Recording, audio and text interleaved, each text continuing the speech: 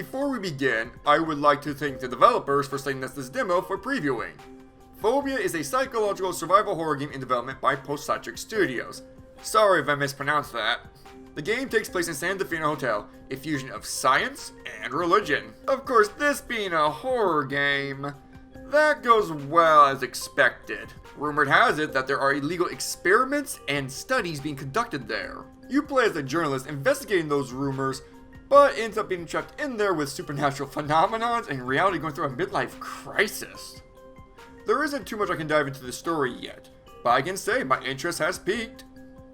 The best way I can describe the story is if the Resident Evil franchise tone went from ridiculous to bizarre.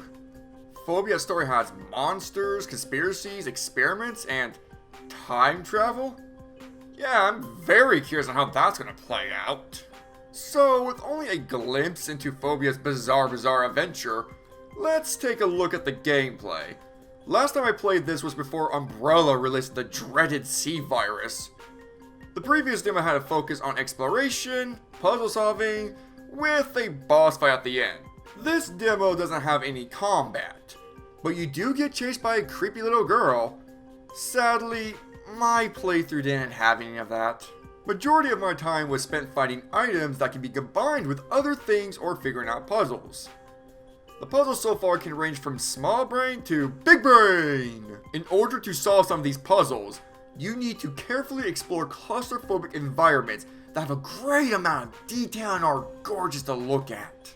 However, some items and clues are invisible to the human eyes. That's where the night vision camera comes in. I really liked this mechanic because it gives great reasons to re-explore previous areas for hidden items or clues.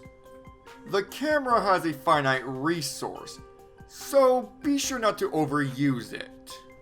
Just like the previous demo, Fobia is brimming with potential. The atmosphere looks great. I like the exploration and puzzle solving, and the story is set up to be a wild ride.